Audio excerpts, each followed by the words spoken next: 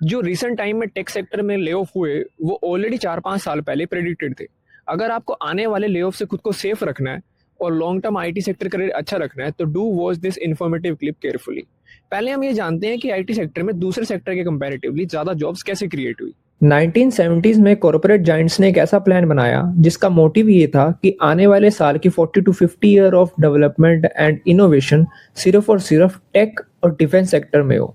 बाकी जो core sectors है जैसे farming, manufacturing, food processing and logistics और इनको बिल्कुल इग्नोर करा जाए। फिर उन्होंने इन्वेंट किया फियाट डॉलर, जिसमें दूसरे फील्ड के कंपैरिजन में regardless of their quality contribution उनको अननेसेसरीली हाई पे रेट मिलता और जरूरत से ज्यादा क्वांटिटी में लोग हायर कर रहे हैं।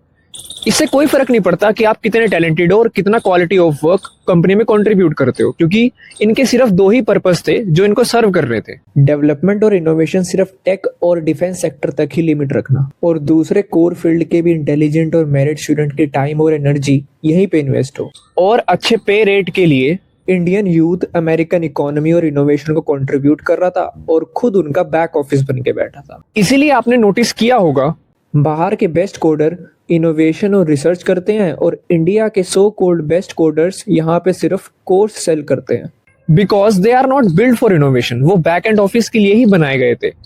इसलिए हमारे कॉलेजेस में भी आउटडेटेड सिलेबस पढ़ाया जाता है। ले ऑफ का रीजन ये है जो कॉर्पोरेट जायंट जिन्होंने ये सब कुछ शुरू किया था उनके पास फ्री का डॉलर खत्म हो रहा है। अब इसका इफेक्ट क्या होगा कि ना ही इनके पास देने के लिए अननेसेसरीली जॉब है और ना ही हाई पे रेट जो कि अब तक एक एवरेज कोडर को मिल रहे थे। Now we come to conclusion. आने वाले टाइम में ले ऑफ सबसे पहले किसका होगा और आप इससे कैसे सेफ रह सकते हैं? जिन भी कंपनी का क्लाइंटल बेस वेस्टर्न है जैसे America, Canada, Australia, London, New Zealand, मतलब आपकी कंपनी इन कंट्रीज को सर्व करती है, वहां पे ले ऑफ सबसे पहले होंगे। If you want to get safe from this western client lay off, make sure करें कि आपकी जो कंपनी है वो दूसरी कंट्रीज को भी सर्व करती हो जैसे यूएई, रशिया, जापान, चाइना या कोई भी एशियन कंट्री। ये आने वाले 15 से 20 सालों के लिए पेमेंट के लिए काफी स्टेबल है और इनके बाद बैक ऑफिस सर्विस प्रोवाइड करने वाले सबसे पहले ले ऑफ होंगे। कंपनी के इनोवेशन और प्रॉफिट को डायरेक्टली इफेक्ट नहीं करते या डायरेक्टली कंट्रीब्यूट नहीं करते, बस एक बैक ऑफिस की तरह काम करते हैं जिसको तुम इजीली ऑटोमेट भी कर सकते हो। तो ये मेक श्योर करें कि कैसे आप अपनी टेक्निकल स्किल से इन सेक्टर में इनोवेट कर सकते हैं या कंट्रीब्यूट कर सकते हैं, जैसे manufacturing, logistics, food processing, farming. अगर आप ये कर पाए तो आपकी जॉब दूसरों के मुकाबले काफी स्टेबल है और सेफ है। जो कोडर क्विक लर्नर नहीं है, जो जल्दी नहीं सीख सकते, वो अगले 2-3 साल में ले ऑफ हो जाएंगे, क्योंकि वो सारी सर्विस बेस्ड कंपनी जिनका वेस्टर्न क्लाइंट जा चुका है वो अब इनोवेशन पे जंप करेंगी।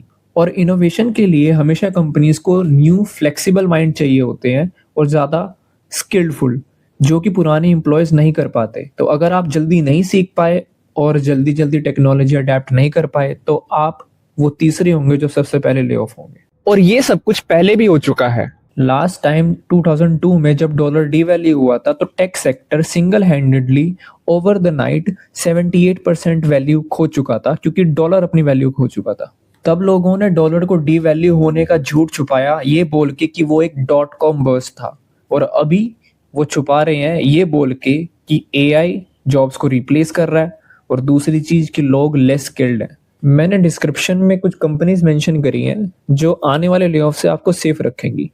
So do follow instruction carefully and stay safe. If you find this information useful, do share it with your friends. अब मिलते हैं अगले ले ऑफ के बाद।